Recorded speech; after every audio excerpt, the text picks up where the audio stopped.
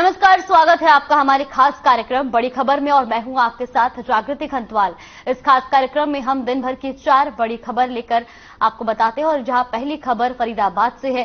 केंद्रीय गृह मंत्री अमित शाह 27 अक्टूबर को फरीदाबाद दौरे पर रहेंगे, जिसको लेकर प्रदेश के आला नेताओं की बैठकों का दौर लगातार जारी है। तो वहीं दूसरी खबर दिल्ली एनसीआर से है, जहां ठंड की दस्तक के साथ ही प्रदूषण का लेवल कई जगहों पर बेहद खराब हो रहा है। तीसरी खबर दिवाली को लेकर है, जहां प्रदेश सरकार ने बढ़ते प्रदूषण को रोकने के लिए लोगों से ग्रीन दिवाली मनाने की अपील की है। और आखिरी खबर भिवानी से है, जहां हरियाणा के स्कूलों में बच्चे अब खेल खेल में डिवाइस के माध्यम से पढ़ पाएंगे और ये डिवाइस बच्चों को और मजबूत बनाएगा। तो दिन भर की 4 बड़ी खबरें आपको बता रहे हैं, जहां पहली बड़ी खबर फरीदाबाद से है। गृह मंत्री फरीदाबाद दौरे पर रहेंगे, जिसको लेकर सभी तैयारियां की जा रही हैं। दूसरी खबर दिल्ली एनसीआर से आपको बता रहे हैं, जहां पर हवा जो है वो लगातार खराब होती जा रही है, हवा का स्तर लगातार गिरता जा रहा है। ऐसे में कई जगहों पर एयर क्वालिटी इंडेक्स 300 के पार पहुंच गया है। तीसरी खबर दिवाली से जुड़ी आपको बता रहे हैं, जहां पर अब जगह जगह पर ग्रीन दिवाली मनाई जा रही है, इको फ्रेंडली पटाखे यहां पर फोड़े जा रहे हैं। तो इसके अलावा चौथी खबर आपको बता रहे हैं भिवानी से, जहां पर अब एजुकेशन को और भी हाईटेक बनाया जा रहा है। तो पहली बड़ी खबर की बात कर लेते हैं, जहां केंद्रीय गृह मंत्री अमित शाह 27 अक्टूबर को फरीदाबाद दौरे पर रहेंगे, जिसको लेकर प्रदेश के आला नेताओं की बैठकों का दौर लगातार जारी है। इस दौरान बीजेपी प्रदेश प्रभारी विप्लव देव और प्रदेश अध्यक्ष ओम प्रकाश धनखड़ ने नेताओं के साथ बैठक की और अमित शाह के दौरे को लेकर की जा रही तैयारियों का जायजा लिया। बैठक में केंद्रीय राज्य मंत्री कृष्णपाल गुर्जर, हरियाणा सरकार में मंत्री मूलचंद शर्मा समेत तमाम लोग मौजूद रहे। तो फरीदाबाद की खबर आपको बता रहे, जहां पर केंद्रीय गृह मंत्री अमित शाह ने दौरा किया, वहीं दौरे को लेकर तैयारियां तेज हो चुकी हैं। और आपको बता दें कि बीजेपी प्रदेश प्रभारी ने इसको लेकर बैठक भी की है।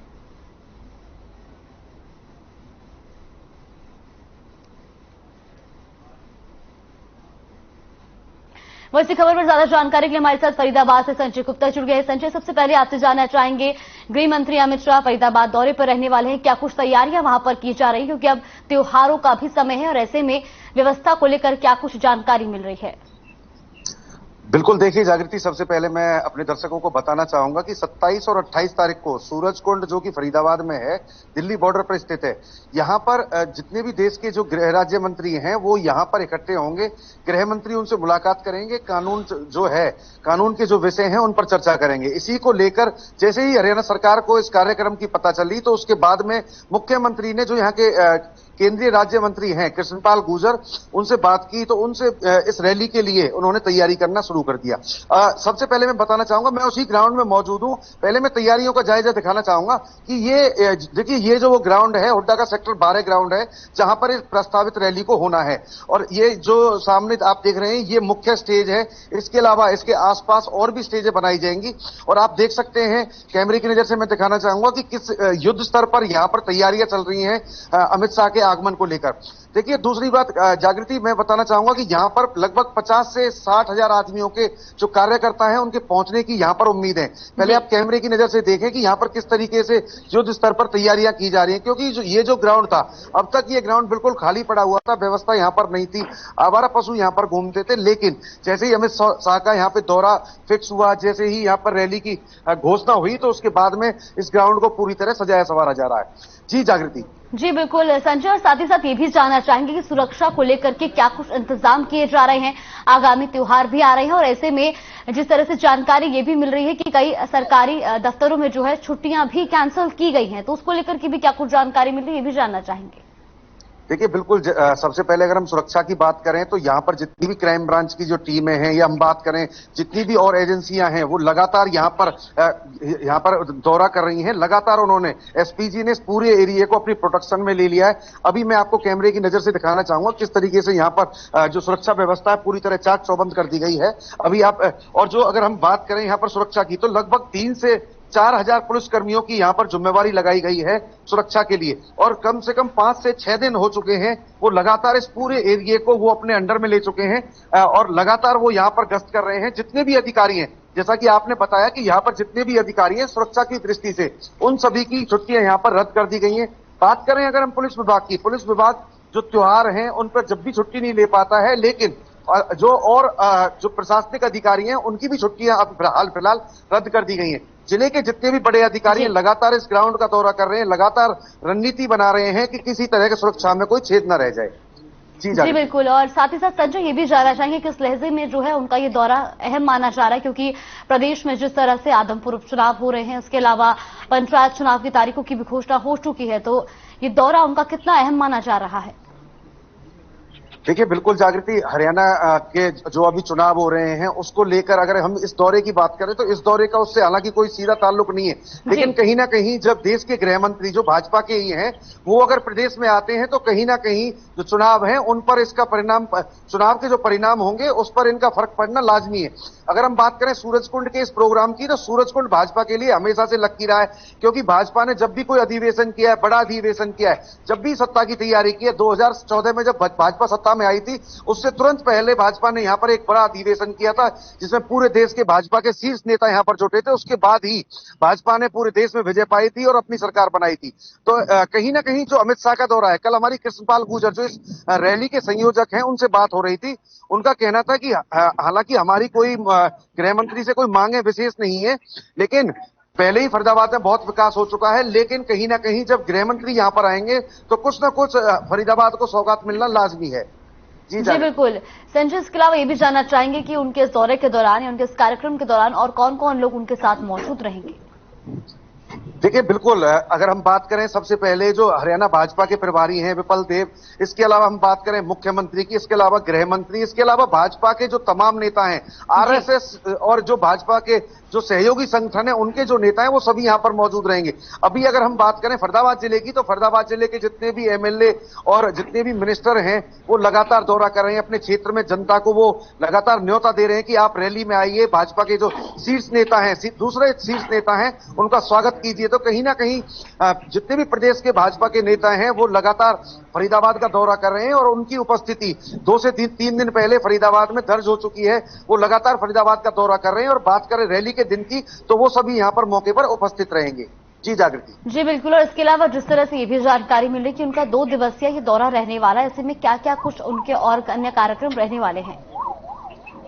जी बिल्कुल जागृति, जैसे मैंने पूर्व में बताया कि यहाँ पर सुबह 9:30 बजे रैली प्रस्तावित है और लगभग उम्मीद है कि 12 से 1 बजे तक ये रैली चलेगी।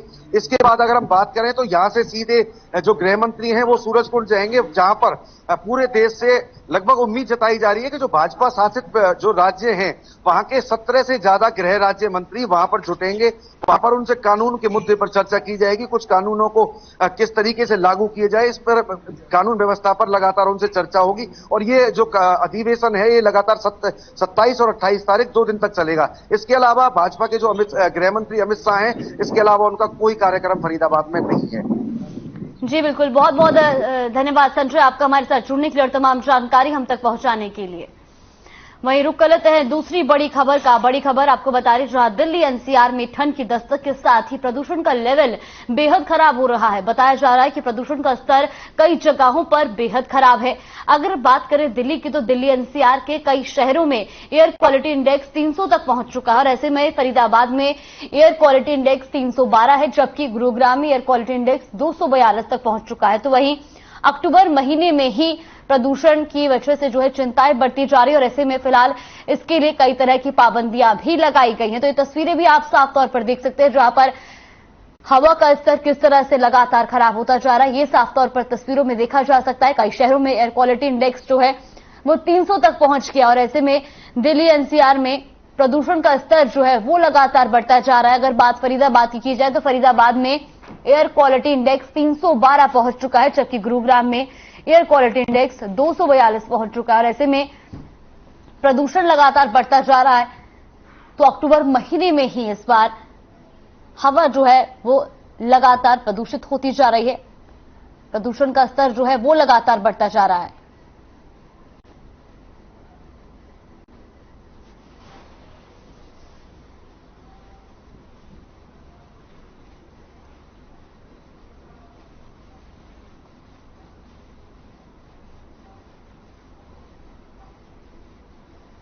और इसी खबर पर हमारे साथ ज्यादा जानकारी के लिए हमारे सहयोगी सुशील सिंह हमारे साथ जुड़ गए। सुशील, आपसे जानना चाहेंगे, लगातार एयर क्वालिटी इंडेक्स जो है वो बढ़ता जा रहा है, 300 के पार कई जगहों पर एयर क्वालिटी इंडेक्स पहुंच चुका है। ऐसे में क्या कुछ जानकारी मिल रही है?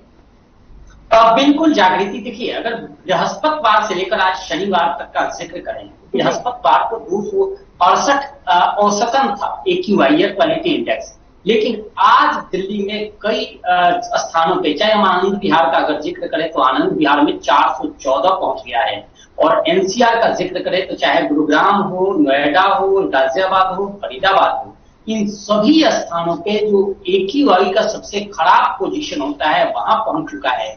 गुरुग्राम में 370 रिकॉर्ड किया गया है सेक्टर 51 में। अलग अलग स्थानों पे मानक लगाए गए हैं जहां से रिकॉर्ड किए जाते हैं कि कितना एयर क्वालिटी इंडेक्स पहुंचा है, उसके सूचकांक होते हैं। परंतु आपको बता दें कि यहाँ पे सबसे ज्यादा गुरुग्राम में और आनंद विहार में देखने को मिला है। और अभी जो वैज्ञानिक है, जो मौसम वैज्ञानिक है, उनका साफ तौर पे कहना है कि आने वाले समय में और भी यही एयर क्वालिटी इंडेक्स जो है और खराब स्तर पे पहुंच सकता है। और जो स्थिति है उसके पीछे कारण माना जा रहा है कि सबसे ज्यादा लोग इन त्योहारों के सीजन में गाड़ियां निकालते हैं, सड़कों पर होते हैं और ट्रैफिक जाम की समस्या होती है, और वहां ट्रैफिक में जब घंटों फंसते हैं तो वहां वो कहीं ना कहीं जो पोल्यूशन है वो बढ़ता है, पोल्यूशन का खतरा बढ़ता है। और देखिए अभी आज धनतेरस है, अभी कल और परसों दीपावली है, और अभी पटाखों पर पूरी तरह से बैन है, और माना जा रहा है कि अभी पटाखों के बैन है। तो यह स्थिति है, दीपावली के दिन बैन के बावजूद स्थिति कितनी खराब होगी। हालांकि आज धूप खिल रहा था, कल भी धूप खिला हुआ था, लेकिन कई स्थानों पे या शाम की बात करें तो देखते ही ऐसा लगता था जैसे स्मॉग की चादर में पूरा शहर ढका हो। तो ये कहीं ना कहीं अंदेशा है कि आने वाला 2-3 दिन बहुत खराब है। और जो AQI का जहां तक जिक्र करते हैं एयर क्वालिटी इंडेक्स का, देखिए 0 से 50 बिल्कुल सही माना जाता है, 50 से 100 औसतन माना जाता है, 100 से 150 बिल्कुल खराब की श्रेणी में नहीं होता, लेकिन 150 से 200 तक ये माना जाता है कि AQI अगर 200 तक है तब सांस लेने लायक है। लेकिन 200 से जैसे ऊपर बढ़ता है वो माना जाता है 200 से 300 के बीच की बेहद खराब स्थिति होती है एयर क्वालिटी की। लेकिन कई स्थानों पे अभी ही देखिए जागृति, मैं दिल्ली का औसत देख रहा था, और दिल्ली के आनंद विहार इलाके में 414 पहुंच जाना, गुरुग्राम में 370 तक कई स्थानों पे पहुंच जाना, दिल्ली में औसतन कई स्थानों पे 256, 268, 270, 313, 315 कई स्थानों पे इस तरह से पहुंचना है। ये निश्चित तौर पे कहीं ना कहीं दर्शा रहा है कि आने वाला समय इससे भी ज्यादा खराब होगा अगर कोई एक्शन नहीं लिया गया। हालांकि सरकार ने अंदेशा जताया है कि ग्रैप के थ्रू अब कार्रवाई होगी। दरअसल सरकार ग्रेडेड रिस्पॉन्स एक्शन प्लान के तहत कार्रवाई की बात कर रही है, और ये जो एक्शन प्लान होता है जागृति, इसके मुताबिक चाहे वो तंदूर से चलने वाले होटल्स हों उन पे पाबंदी लगा दी जाती है, ऐसे कल कारखाने हो जो धुआं उत्सर्जित करते हैं उन पर पाबंदियां लगा दी जाती है, ऐसी जो पार्किंग स्टेशन हैं उनके चार्जेस बढ़ा दिए जाते हैं ताकि लोग गाड़ियां कम निकालें, सड़कों पे कम आए। साथ ही जो डीजल से चलने वाले वाहन हैं, अगर जो अमूमन जो डीजल से चलने वाले हैं उन पर पाबंदी की कोशिश की जाती है, और सरकार अब इस दिशा में कदम बढ़ा रही है। दिल्ली के ट्रांसपोर्ट मिनिस्टर हैं, उन्होंने भी इसको लेकर अंदेशा जताया है कि अब जिस तरह से प्रदूषण का लेवल बढ़ रहा है, और अभी दीपावली बाकी है, दीपावली पे पटाखे चलाए जाएंगे, और पटाखों के बाद तो और स्थिति खराब होगी। सांस लेने में तकलीफ, आंखों में जलन की शिकायतें अभी से लोगों में देखने को मिल रहा है। तो तमाम तरह के प्रदूषण से कहीं ना कहीं यह खतरनाक है। और एक चीज और आपको जागृति में बताऊं कि ये 2.5 जो लेवल है वो सबसे ज्यादा ये बढ़ रहा है। जो सबसे खतरनाक होता है, जो जहरीला होता है, जो स्वास्थ्य के लिए सबसे खराब होता है, उसमें इजाफा हो रहा है, और लोगों को ये कहीं ना कहीं बीमारियों की तरफ जरूर ढकेल रहा है। WHO का रिपोर्ट भी है, रिपोर्ट का जिक्र मैं कल भी बता रहा था आपसे, और आज भी मैं इसका जिक्र करूंगा कि जो WHO ने इस साल रिपोर्ट की थी उसमें विश्व की 20 सबसे पॉल्यूटेड शहरों की एक डेटा जारी किया गया था, और उसमें हैरानी की बात है कि 13 जो शहर हैं वो अपने भारत के हैं, और 13 शहरों में भी टॉप 10 के जो शहर हैं उसमें 9 शहर भारत के हैं। इससे आप अंदाजा लगा सकती हैं कि कितनी स्थिति कितनी खराब है। और अभी दीपावली है, और दीपावली में पटाखे चलेंगे, और उसके बाद और भी खराब स्थिति हो सकती है। जी बिल्कुल सुशील, और ये भी जानना चाहिए क्या कुछ पाबंदियां जो हैं वो प्रशासन द्वारा लगाई गई हैं, क्योंकि जिस तरह से आपने बताया कि अब दिवाली के बाद जो है प्रदूषण का स्तर और भी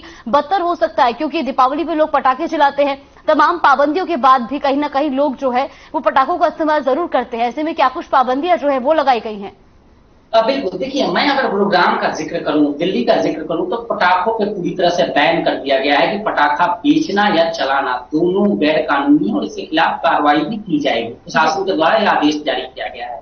हालांकि ग्रीन पटाखों में छूट दी गई, लेकिन जो अभी से ही प्रदूषण का लेवल बढ़ा है, जो तापमान में जिस तरह से कल का तापमान आपको बताया कि न्यूनतम 17 डिग्री सेल्सियस और मैक्सिमम 35 डिग्री सेल्सियस था, जिसमें न्यूनतम तापमान में 1% की बढ़ोतरी थी। यानी कहीं ना कहीं इसका सीधा असर पड़ रहा है कि प्रदूषण जिस तरह से बढ़ रहा है और जो मौसम में नमी होनी चाहिए वो दिख नहीं रही है और वो बढ़ रहा है, तो जिससे ये खतरनाक है। और दूसरी पाबंदियों की ग्रैप सिस्टम के तहत एक ग्रैप कानून है जिसे कहते हैं ग्रेडेड रिस्पॉन्स एक्शन प्लान, ये दिल्ली सरकार ने तैयार किया है और इसके तहत उन वस्तुओं को चिन्हित किया गया है जिन पर पाबंदी लगाई जा सके। चाहे वो तंदूर, जैसे होटल्स, कई होटल हैं जहां पे भी तंदूर चलते हैं जिससे धुआं होता है, तो उस पर बात की गई है कि उनको बंद किया जाएगा उसके तहत। साथ ही पार्किंग चार्ज बढ़ाए जाएंगे। ऐसे वाहन जो डीजल वाहन है जो धुआं उत्सर्जित करते हैं, प्रदूषण उत्सर्जित करते हैं, इन पर पाबंदी लगाई जाएगी। तो ऐसे पूरा का पूरा एक इस सिस्टम के तहत अंकुश लगाने की कवायद की जा रही है, कोशिश की जा रही है। साथ ही पराली, देखिए आम आदमी पार्टी की सरकार दिल्ली में भी है, पंजाब में भी है, और पंजाब में भी कई स्थानों के पराली जलाने की घटनाएं सामने आ रही है। हरियाणा सरकार ने एक कानून भी बनाया है, एक एक्शन प्लान लागू किया है जिसके मुताबिक किसान अपने पराली को भी सरकार को बेच सकते हैं और उसको प्रति एकड़ के हिसाब से रेट भी तय किए गए हैं। लेकिन इसके बावजूद भी पराली जलाने का जो सिलसिला है वो कम नहीं हो रहा है और वो कहीं ना कहीं इफेक्ट करता है। दूसरी तरफ देखिए जो दिल्ली में प्रदूषण बढ़ता है उसके पीछे पंजाब हरियाणा की पराली से लेकर जो उड़ने वाले धूल है आमून, वो भी काफी कारगर होते हैं। कंस्ट्रक्शन साइट्स हैं, कंपनियां हैं, और उन कंपनियों में कई कंपनियां ऐसी हैं जिनमें निकलते उत्सर्जित धुआं उत्सर्जित होता है, उसके भी वो कहीं ना कहीं इसका कारण बनता है। तो निश्चित तौर पर उन पर भी अंकुश कैसे लगे इसको लेकर भी कार्रवाई की जा रही है। जी बिल्कुल, बहुत बहुत धन्यवाद सुशील आपका हमारे साथ जुड़ने के लिए और तमाम जानकारी हम तक पहुंचाने के लिए। वही रुक कर लेते हैं तीसरी बड़ी खबर का। प्रदेश सरकार ने बढ़ते प्रदूषण को रोकने के लिए लोगों से ग्रीन दिवाली मनाने की अपील की है। इसके साथ ही प्रदेश सरकार ने दिवाली पर सिर्फ ग्रीन पटाखे ही बेचने की अनुमति दी है। सरकार के निर्देशों का पालन करने के लिए पुलिस ने भी सुरक्षा के इंतजाम किए हैं जिससे दिवाली को सुरक्षित और प्रदूषण रहित बनाया जा सके। तो ये तस्वीरें भी आपको दिखा रहे हैं अंबाला की, जहां पर प्रदेश सरकार ने ये फैसला लिया है कि इस बार दिवाली में सिर्फ ग्रीन पटाखों की ही बिक्री होगी और ऐसे में इको फ्रेंडली दिवाली मनाने की भी अपील लोगों से की गई है। तो अंबाला की तस्वीरें भी आपको दिखा रहे हैं जहां पर बाजारों में भी भीड़ देखने को मिल रही है, लोग दिवाली की खरीदारी करने के लिए पहुंच रहे हैं। सरकार ने जो फैसला लिया है ग्रीन पटाखों के लिए वो बिल्कुल सही लिया है और जो और पटाखे हैं वो प्रदूषण ज्यादा फैलाते हैं। तो मेरा मानना यही है कि दिवाली हम अच्छे दिए जला के बच्चों के साथ रहें, अपना घर परिवार के साथ कदम उठाए हैं इससे बहुत अच्छा कदम है, इसको हम सब मान्यता देते हैं क्योंकि बच्चों को भी बहुत डर है और प्रदूषण से बहुत डर है इस चीज से। तो इसीलिए मैं सरकार ने जो कदम उठाया इसके लिए बहुत बहुत खुश हूँ और सरकार की आभारी हूँ। ग्रीन पटाखे हमें चलाने चाहिए। जो भी सरकार द्वारा हिदायत दी गई है, जो गाइडलाइंस दी गई हैं, उसकी पालना की जाएगी। जो पटाखे हैं वो निर्धारित जो डेजिग्नेटेड जगह है और जिसको ऑथराइज्ड जो बेचने का सेलर है सिर्फ उसी को इजाजत दी जाएगी और अगर कोई इसके गाइडलाइंस के बाहर कोई काम करेगा तो डेफिनेटली उसके खिलाफ मुकदमा दर्ज करके कार्रवाई की। वैसी खबर पर ज्यादा जानकारी के लिए हमारे सहयोगी नरेश सैनी हमारे साथ जुड़ गए। नरेश, अब प्रशासन ने और सरकार ने भी लोगों से इको फ्रेंडली दिवाली मनाने की अपील की है। ग्रीन पटाखे सिर्फ बेचे जाएंगे, क्या कुछ पूरी जानकारी मिल रही है, किस तरह से इन सभी व्यवस्थाओं पर नजर रखी जा रही है? जी बिल्कुल, देखिए जागृति, मैं बताना चाहूंगा कि अंबाला पूरे हरियाणा में जो है ग्रीन पटाखे चलाने के लिए जो सरकार ने गाइडलाइन दिया उसी के अनुसार ही लोग ग्रीन पटाखे चला पाएंगे। लेकिन अगर कोई आदेशों की पालना नहीं करता तो उसके खिलाफ पुलिस प्रशासन सख्त है और उसके खिलाफ सख्त कार्रवाई की जाएगी, क्योंकि जो अंबाला के एसपी जसनदीप सिंह रंधावा है उन्होंने साफ तौर पर कहा है कि जो भी सरकार के आदेशों की अवहेलना करेगा उस पर जो कानून है वो सख्त कार्रवाई की जाएगी। और कहीं ना कहीं देखा जाए तो जो पोल्यूशन की वजह से लोगों को में बीमारी आती है, कहीं दमे के मरीज हैं उनको प्रॉब्लम होती है, उसको देखते हुए सरकार ने ये फैसला लिया है। हालांकि कुछ लोगों ने इस फैसले का स्वागत भी किया है और सरकार का ये फैसला काफी अच्छा बताया है। जी जागृति जी बिल्कुल, और साथ ही साथ ये भी जानना चाहिए कि ऐसे में दुकानदारों का क्या कुछ कहना है, व्यापारियों को क्या कुछ कहना है? जी बिल्कुल, देखिए कई दुकानदारों का ये भी कहना है साफ तौर पर कि हाँ, जो सरकार ने आदेश दिए हैं कहीं ना कहीं जो लोगों की जो स्वास्थ्य को देखते हुए आदेश दिए हैं। हालांकि हम जो नुकसान है वो झेल लेंगे, लेकिन जो लोगों का स्वास्थ्य है उसके चलते कहीं ना कहीं जो सरकार के आदेश है वो कहीं ना कहीं सराहनीय है। और इसके साथ ही जो लोग हैं उनका भी यही साफ तौर पर कहना है कि सरकार का एक अच्छा फैसला है और इसको देख कहीं ना कहीं जो यहाँ के लोग हैं वो जागरूक भी हुए हैं, क्योंकि पुलिस प्रशासन द्वारा लोगों को जागरूक भी किया जा रहा है। और इसके साथ ही जो लोग हैं वो भी ये मानने लगे हैं कि जो पोल्यूशन होता है उसके कारण कहीं ना कहीं जो पोल्यूशन से जो बीमारियां हैं वो भी काफी बढ़ती हैं और दमे के मरीजों के लिए तो खास कर ये पोल्यूशन काफी नुकसानदायक होता है। उसको चलते स्वास्थ्य विभाग भी हालांकि पूरा अलर्ट है और पुलिस प्रशासन तो चारों तरफ नजर रखे हुए है। कहीं भी अगर कोई पटाखे बेचता नजर आया तो जो अंबाला जसनदीप एसपी हैं उनका ये भी कहना है कि ग्रीन पटाखे भी उन्हीं को इजाजत है बेचने की जिनके पास लाइसेंस है।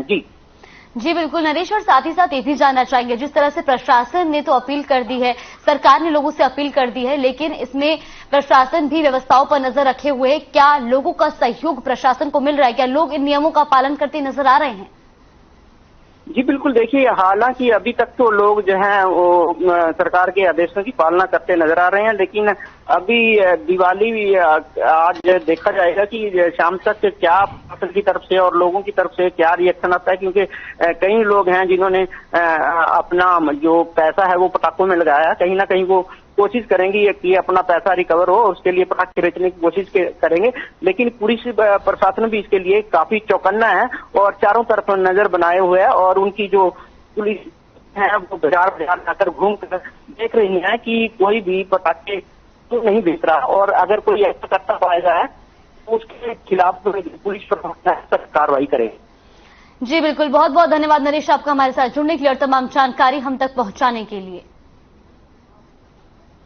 और अब रुक कर लेते हैं चौथी बड़ी खबर का। हरियाणा के स्कूलों में बच्चे अब खेल खेल में डिवाइस के माध्यम से पढ़ पाएंगे। ये डिवाइस बच्चों को पढ़ाई से ज्ञान और मजबूत बना देगा।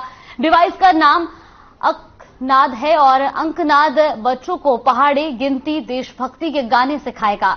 शुरुआत में हरियाणा के मॉडल संस्कृति स्कूल में इसकी शुरुआत की गई, वहीं प्रयोग सफल होने के बाद अन्य सरकारी स्कूलों में भी इसे भेजा जाएगा। तो भिवानी से एक खबर आपको बता दें, जहां पर अब बच्चे डिवाइस से पढ़ाई करेंगे और जिससे उनकी पढ़ाई, जिनका ज्ञान है वो और भी मजबूत हो सकेगा। तो वहीं आपको बता दें कि इस डिवाइस का नाम अंकनाद है, जिसमें बच्चे गिनती, राष्ट्रीय गीत और ये सारी चीजें इससे सीख पाएंगे।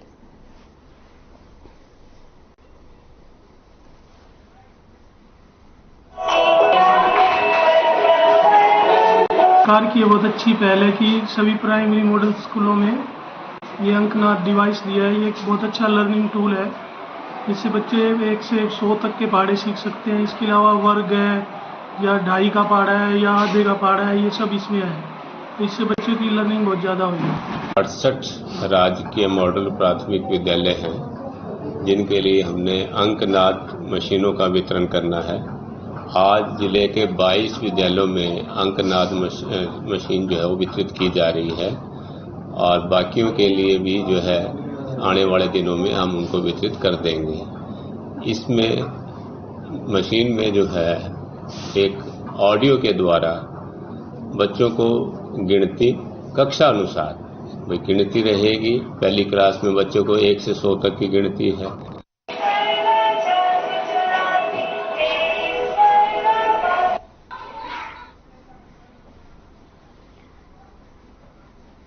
और इसी खबर पर हमारे सहयोगी दीपक मुटरेचा हमारे साथ जुड़ गए। दीपक, आपसे जानना चाहेंगे, अब स्कूल में बच्चों की पढ़ाई को और भी मजबूत करने के लिए डिवाइस की जो है शुरुआत की गई है, बच्चों को डिवाइस के जरिए पढ़ाया जाएगा। कितना सफल जो है ये रहने वाला है और किस तरह से बच्चे जो है इसे सीखते नजर आ रहे हैं? बिल्कुल, आपको बता दूं कि जिस प्रकार से हरियाणा के स्कूलों में पहले शुरुआत में ये मॉडल संस्कृति के स्कूल बनाए गए हैं, उसके अंदर ये डिवाइस दिए गए हैं। भिवानी में भी फिलहाल 22 स्कूलों के अंदर ये डिवाइस दिए गए हैं। इस डिवाइस के जरिए बच्चों को गणित का ज्ञान जो है वो दिया जाएगा, न केवल पहाड़े बल्कि उन्हें गिनती यानी कि कक्षावार का जो सिलेबस है वो इस डिवाइस के अंदर, इसका नाम जो है कहा गया है अरंगनाथ रखा है, और कहा गया है कि जो कक्षा वाइज है इस कक्षा वाइज के अनुसार ये जो डिवाइस है ये रखी जाएगी ताकि वो बच्चे आसानी से पढ़ सकें, ताकि खेल खेल में उन्हें साथ में जोड़ा जा सके, उनका गणित जो है वो मजबूत बनाया जा सके। इस तरह की व्यवस्थाएं जो है वो की गई हैं। जी बिल्कुल दीपक, और साथ ही साथ ये भी जानना चाहेंगे कि जिस तरह से पहले से सिर्फ संस्कृति मॉडल स्कूल में अभी इसको शुरुआत की गई, तो बच्चों में किस तरह से उत्साह देखने को मिल रहा है, इस डिवाइस से सीखते हुए किस तरह से बच्चे नजर आ रहे हैं? बिल्कुल, बच्चों में भी काफी खुशी का माहौल है, क्योंकि बच्चे जो है नए तरीके से जुड़ रहे हैं, क्योंकि उन्हें इस तरह का पहले ज्ञान नहीं था। एक डिवाइस जो है म्यूजिक की तरीके से उन्हें पढ़ा रही है, तो बच्चे काफी खुश हैं। वहीं जो स्कूल के अध्यापक हैं वो भी काफी खुश हैं। उनका कहना है कि ये डिवाइस जो है काफी कारगर साबित होगी, बच्चों को अपने साथ जोड़ने में, उन्हें गणित सिखाने में काफी सहायक जो है वो साबित होने वाली है। जी बिल्कुल, बहुत बहुत धन्यवाद दीपक आपका हमारे साथ जुड़ने के लिए और तमाम जानकारी हम तक पहुंचाने के लिए। बड़ी खबर में फिलहाल के लिए बस इतना ही। आप बने रहिए हमारे साथ। नमस्कार।